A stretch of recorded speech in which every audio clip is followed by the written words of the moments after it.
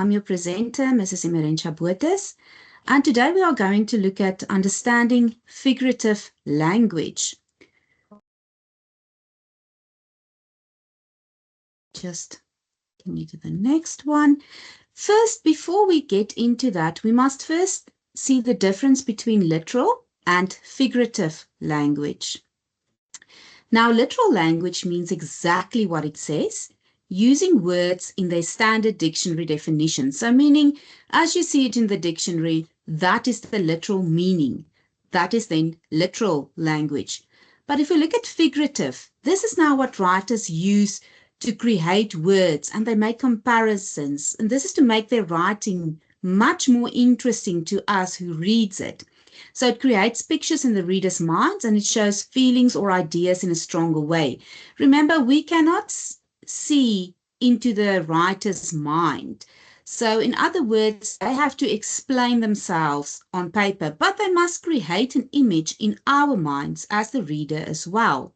And that is then figurative language. So basically, figurative language makes writing more interesting and colorful. Then we can understand what the picture is they're trying to create or what they are trying to tell us with their writing. They use it to create the picture and also a feeling in the reader's mind. So instead of just the picture, you have this picture, but now with this figurative language, they also create a feeling with the reader. Remember, we need to have empathy as well with characters. If we read, for example, a novel or a drama or something like that, then there needs to be, you have to connect with that character, and figurative language will help us to do that. Now let's look at a few examples. For example, the simile. Now, a simile compares two things, and it used the word as or like. Let us look at an example of that. If we look at this, he runs like the wind. Do you see the word like? Now we have two images in our heads. We have he, because that's the one picture that you see, and the other one is we see the wind. So they compare the two and they say he runs like the wind. Does that mean that he really runs like the wind? No, it's figurative. So yes, he runs very fast. That is what it means then, that he runs very fast. But the picture created in your mind, two separate things they're comparing. So in other words, just as fast as the wind is blowing, that's how fast he is running. That is the image that is then created in your mind. Let's look at another one. If we speak about metaphors.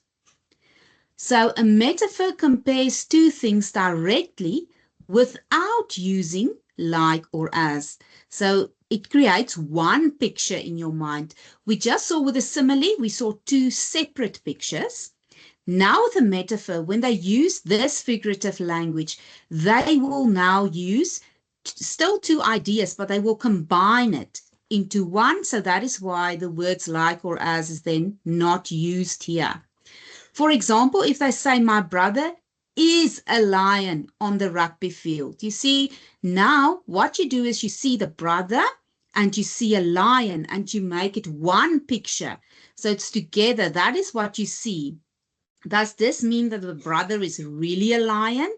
No, it's a comparison. We call it a metaphor. We call it figurative language. So they use figurative language for the sentence. So the brother is not really a lion. It just means he's brave and he's strong when he runs out, when he's on the rugby field.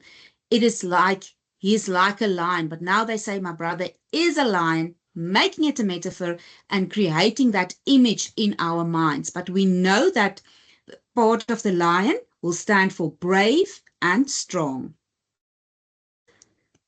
If we look at this one, she is a busy bee.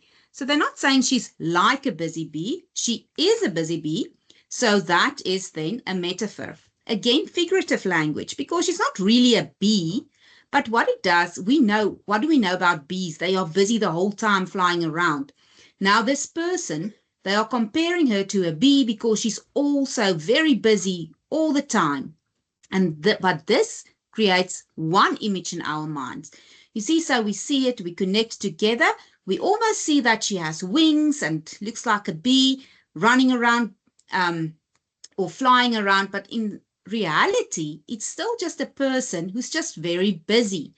But with a figurative language, it creates a vivid image in our minds. Let's look at this one, personification. Now we know that personification gives human qualities to non-human things.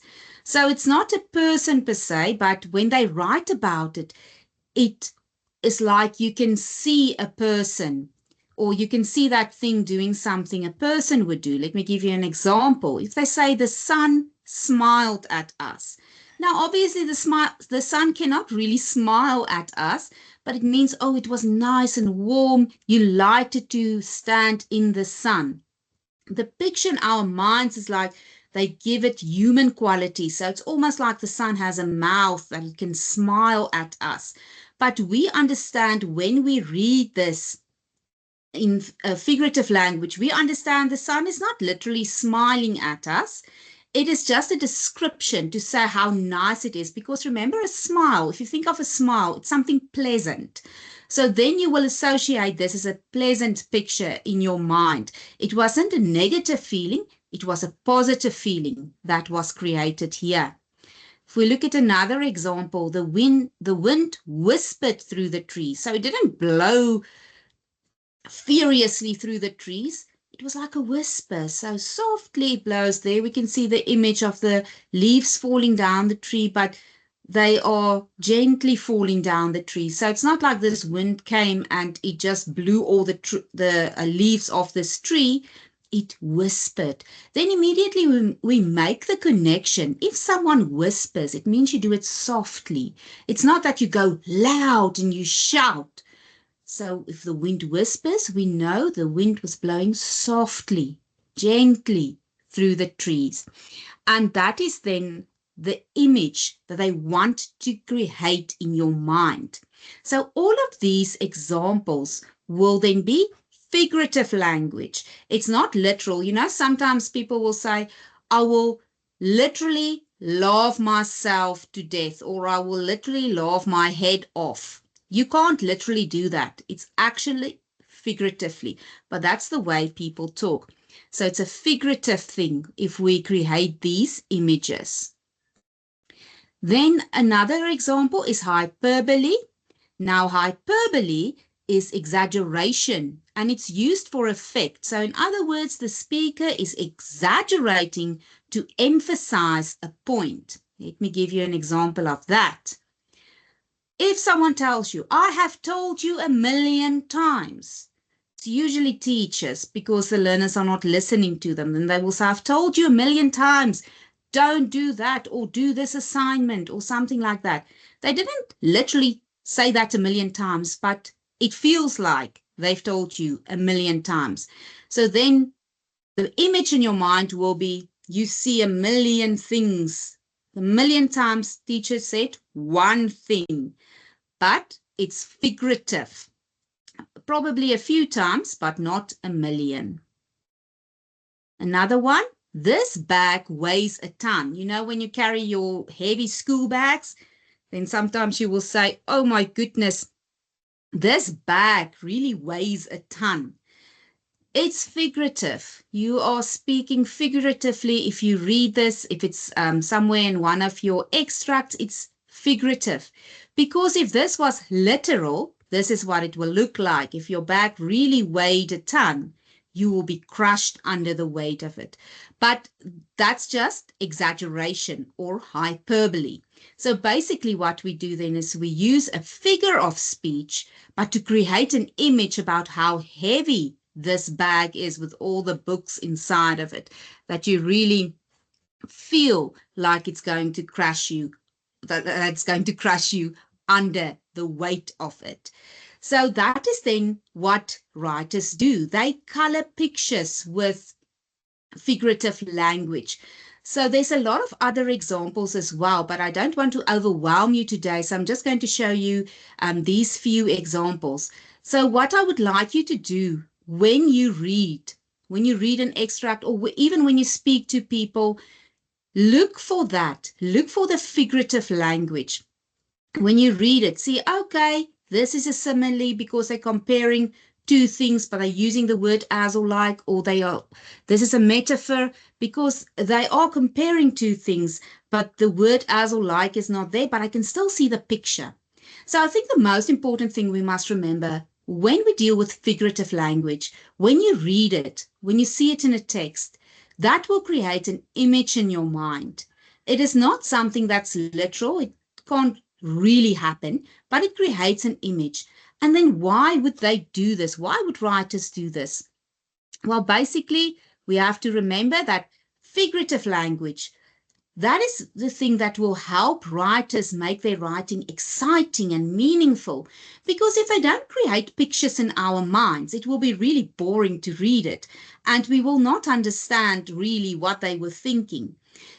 Even when you write essays, go back again and think about how can you make your writing exciting or meaningful or interesting.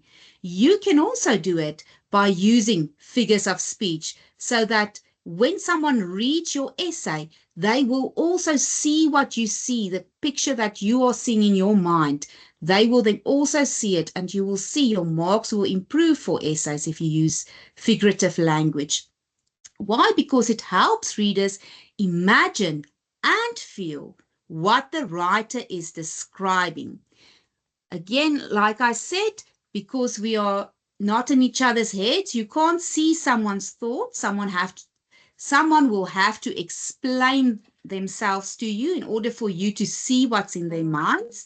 Then we use figurative language. So our figurative language will help us. And if you read something interesting, it makes it interesting because the writer is using figurative language, and that will help you as the reader also to imagine and to feel what the writer is describing. Okay, that is it for today for figurative language. Thank you for joining us and enjoy the rest of the lessons.